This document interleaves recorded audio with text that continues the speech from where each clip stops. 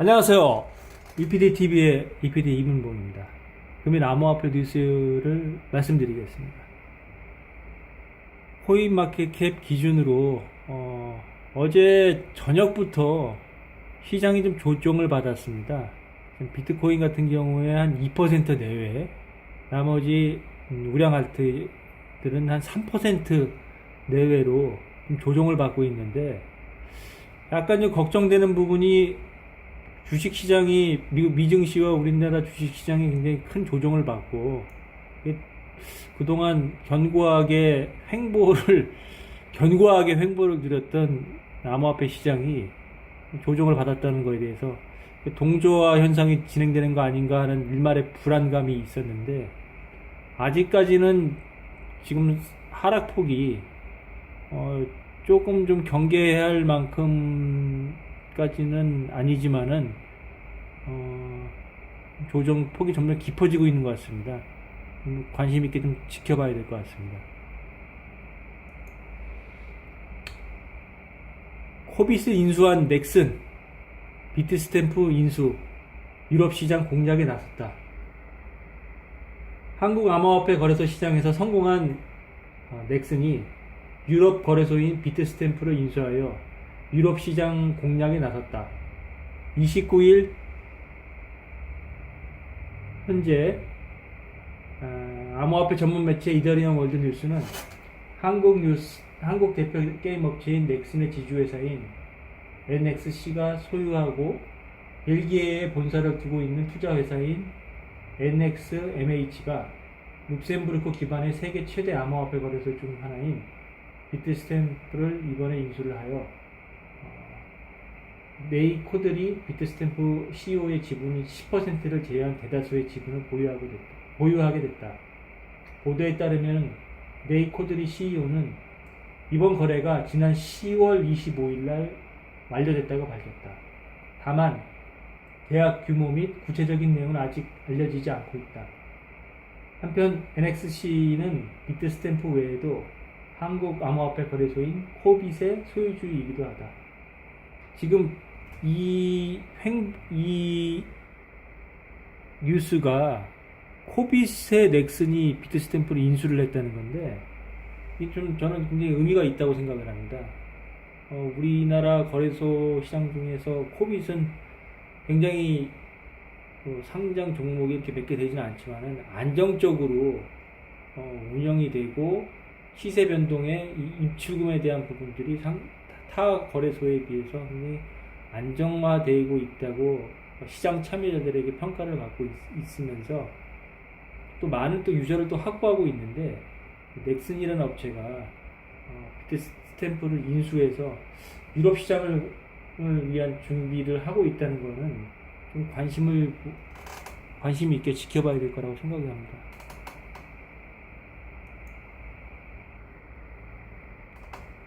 팀 드레이퍼 2022년 비트코인 시총 4조 달러, 암호화폐는 86조 달러, 법정화폐를 대체할 것.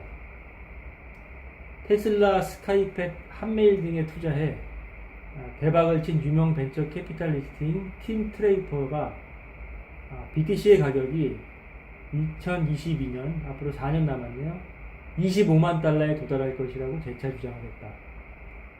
29일 현지 시간 암호화폐 전문업체 AMB 크립토에 따르면 팀 드레이퍼는 AMTV와 최근 인터뷰에서 오는 2022년 비트코인의 가격과 시총은 각각 25만 달러, 4조 달러를 기록하고 암호화폐 전체 시총은 10조 달러 규모까지 확대될 것이라고 내다봤다. 이어 그는 이러한 속도로 발전한다면 결국 암호화폐가 현재 85조 달러 규모의 법정 화폐를 대체할 것이라고 전망하면서 정치적 통화인 암호화폐가 전 세계적으로 분권화되고 마찰이 없을 것이라고 주장을 했다. 팀 드레이퍼는 암호화폐에 대한 정부와 규제기관의 입장에 대해서 스스로 위험을 감수해야 한다며 전향적인 자세를 촉구했다. 그는 향후 4년 동안 비트코인, 블록체인 및 스마트 계약을 통해 암호화폐 품질이 향상될 것이며 암호화폐 생태계가 크게 바뀔 것이라고 예상을 했다. 한편 비트코인 강세론자인 팀 드레이퍼는 앞서 9월 싱가포르에서 열린 한 서밋에서도 현재 암호화폐 시장을 인터넷 초창기에 비유하며 시가총액이 15년 동안 400배 증가할 것이라고 주장을 했다. 팀 드레이퍼라는 사람이 얼마나 영향력이, 이 시장에 영향력이 있는 사람인지는 저도 정확히는 알 수가 없는데 굉장히 긍정적으로 낙관적인 측면으로 예상을 하고 있는 것 같습니다. 비트코인이 4조 달러, 암호화폐 시장이 10조 달러라고 하면은 지금 규모의 보다 이게 얼마입니까 지금?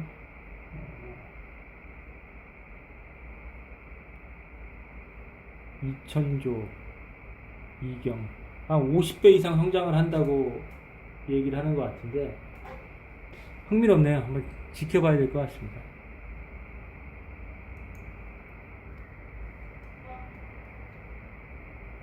미 MIT 수석 고문 기관 대상 암호화폐 상품 속 등장 변동 속 이야기.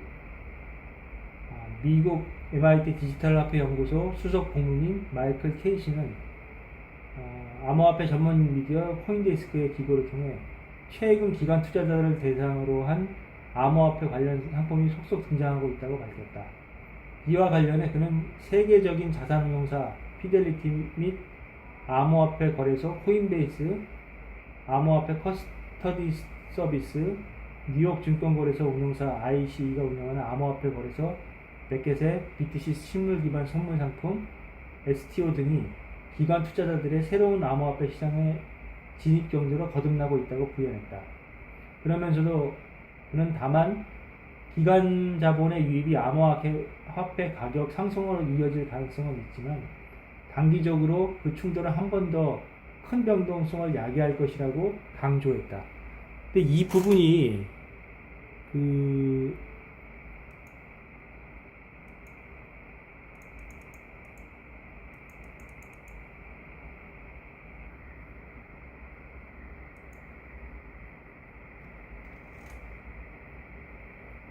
코인데스크 사이트에 들어가서 제가 한번 읽어봤습니다.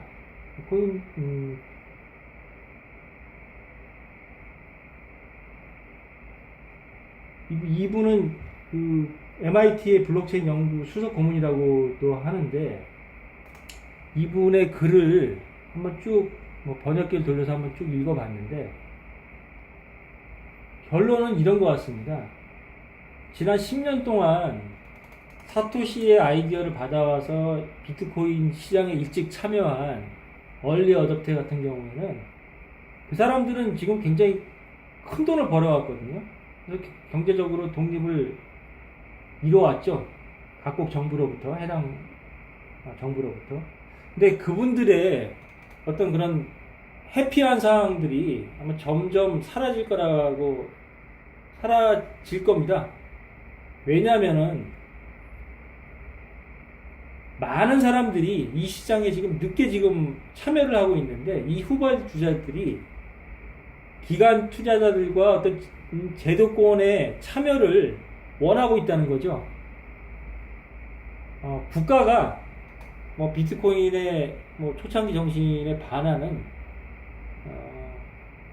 국가가 비트코인을 포함한 암호화폐의 규제를 해주기를 원한다는 거죠. 왜냐하면은 국가의 입장에서는 어떤 자산이라든지 자본이라든지 이런 것들이 정부, 국가의 통제에서 벗어나는 걸 그것도 각 개인으로 어떤 그 세력들에 의해서 각 개개인에 의한 세력들에 의해서 움직인다는 것을 도저히 용납이 안 된다는 거죠. 근데 아이러니하게 뒤늦게 시장에 참가한 대다수의 우리 같은 투자자들은, 개인 투자자들은 현재 이 시장이 하락에서 지금 1년 동안 1년 가까이 좀 하락을 유지해 오지 않았습니까? 거기서 횡보로 가는데 굉장히 조바심이 나는 겁니다. 돈을 더 벌려고 이 시장의 변동성을 알고도 참여를 했는데 그런 기미가 지금 안 보이고 있다는 얘기예요. 그래서 또 신규 유입자들은 또 암호화폐 시장에 새로 들어오려고 하는 그런 기미도 안 보이고, 각국의 정부와 언론 매체들에서는 이 암호화폐에 대한 위험성과 범죄자들, 뭐 해킹을 일말을 했다, 뭐 이런 등에서 굉장히 지속적으로 부정적인 뉴스들을 확대 재생산하면서 추가 투자자들, 신규 유입자들의 접근을 어떻게 보면 원천적으로 막고 있습니다. 계좌만 막는다고 막는 게 아니죠. 이런 상황에서 후발 시장 참여자들이 원하는 것은 정부와 기관 투자자들이 원하는 것을 그대로 받아들여주는 것밖에 현실적으로 없다는 게 한계죠. 통제를 받아들이고 제도와 규제를 순응을 하면서 그들이 만들어 놓은 판에 예전 같은 그런 큰 수익을 기다릴 수밖에 없다는 거죠. 이분의 칼럼의 그 제목, 기관 투자자들이 암호화폐에 접근하고 있다. 이 표현 자체도 어떻게 보면은 아이러니하고 모순적인 표현인데, 암호화폐라는 어떤 그 자체가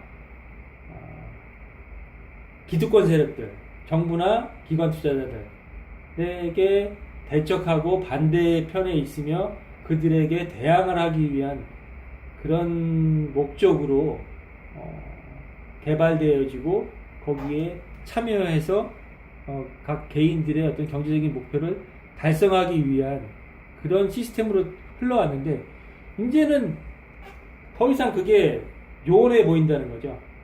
그게 시장 참여자, 후발 시장 참여자들이 그동안 1년 동안 큰 시세 하락과 조정 행보장에서 겪고 느꼈다는 건데, 그러면 여러분들은 이들의 시장에 대한 접근에 대해서 어떻게 생각하시나요? 여전히 암호화폐 기관 투자자들이나 정부의 접근을 막고 개인 자산의 어떤 독립성을 개개인이 지켜가면서 자기 책임하에 이 시장에 또 계속 가기를 원하십니까? 아니면은 제도와 어떤 이런 시스템이 구축이 되고 시장 참여자, 기관을 포함한 시장 참여자들이 신규 진입을 해서 이들이 시장에 들어와서 여러분의 자산이 크게 상승이 돼서 부자가 되기를 원하십니까? 저는 개인적으로 당연히 제가 부자가 되는 후자를 선택을 하겠습니다. 어떠십니까, 여러분들? 근데 문제는 우리가 지금 장밋빛 전망으로 기관 투자자들이 시장에 참여를 하게 된다고 그러면은 엄청난 자금과 어떤 그들의 그 역량으로 시장이 굉장히 크게 상승할 거라고 이렇게 기대를 하고 있고, 어떻게 보면 그게 뭐 타당하기도 하지만은 초창기에는 이들이 진입으로 암호화폐 시장 그리고 개별 가격이 급상승을 할 수는 있겠지만은, 근데 그 이후에 그 가격이 어떻게 될지는 아무도 모릅니다. 그 특유의 변동성에 대한 부분을 확언할 수 있는 사람은 아무도 없다는 얘기죠. 그래서 보면은 피델리티나 비트고, 코인베이스, 마켓, 이 기관들의 공통된 특징은 바로 기관 투자자들을 위한 보관 서비스를 제공하고 있다는 점입니다. 왜냐하면은 기관 투자자들이 운영을 하는 돈은 회사 자산도 있겠지만 본인들의 돈만이 아닙니다.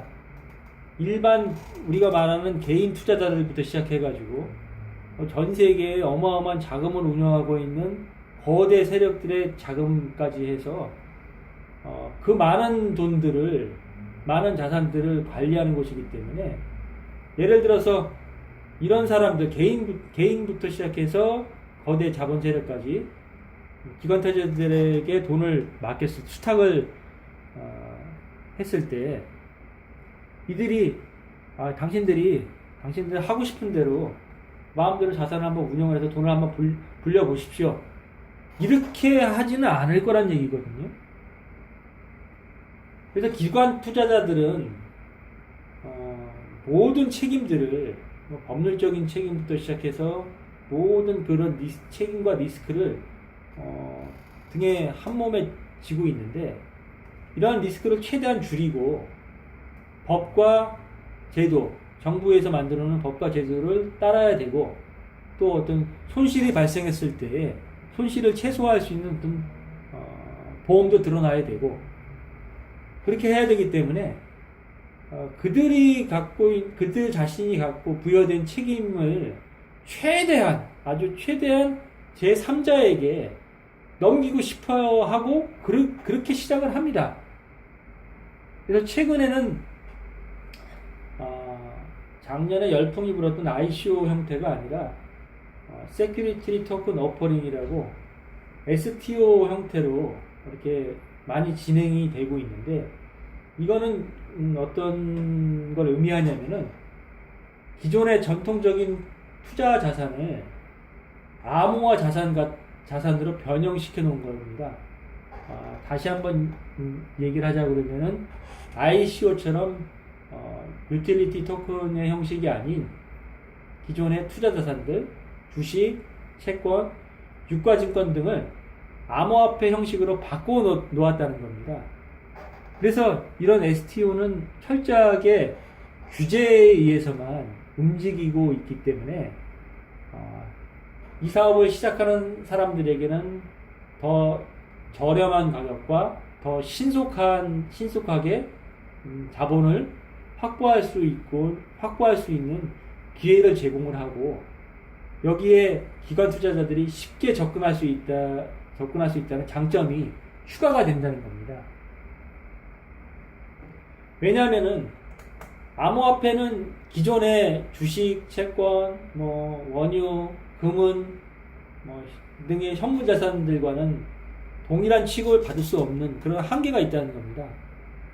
왜냐하면은 암호화폐는 어떤 이런 자산들처럼 형체를 지닌 자산도 아니고, 근데 권리가 이렇게 부여가 되어 있다, 표현이 되어 있다, 이런 것도 아니기 때문에 단지 이런 혁신적인 아이디어와 컴퓨터를 기반으로 한 코딩, 데이터만을 표현하고 있기 때문에 기존의 투자 자산들과는 큰 차이가 있다는 겁니다.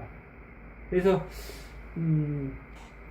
신규로 기관 투자자들이 이 시장에 참여를 한다고 하게 되면은 기존의 지금 시장의 가격이 형성되어 있는 부분들이, 지금 비트코인이 2만 불 가까이 갔다가 지금 6천 불대로 떨어져 있지만은, 이거는 기관이 만든 것도 아니고 정부가 만든 것도 아니고 기존에 있는 시장 참여자들이 자기들이 주고받고 이거에서 만들어 놨다고 볼 수 있거든요. 물론 거대 세력의 기반에 의해서 됐다는 것을 배제할 수는 없겠지만요.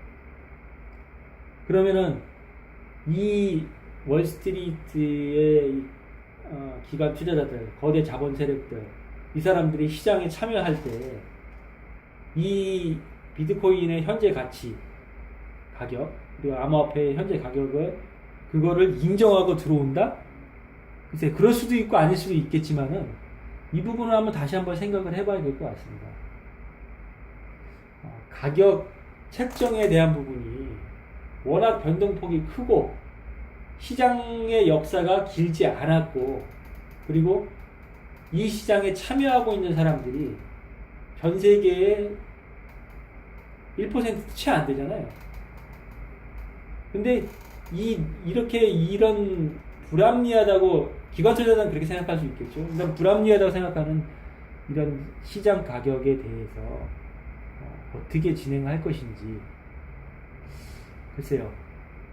결국에는 이 자본들이, 이 세력들이 들어온다고 그러면은 암호화폐 가격에는 엄청나게 놀랄만한 일들이 생길 거라고 이분의 칼럼의 끝 마무리에서 이렇게 말씀을 하셨는데, 저는 이게 이 좋은 면으로만 깜짝 놀랄 만한 일이 생긴다고 국한돼서 말씀하는 건 아니라고 생각을 합니다. 엄청난 급상승은 물론이고 거기에 수반된 급하락도 분명히 있을 겁니다.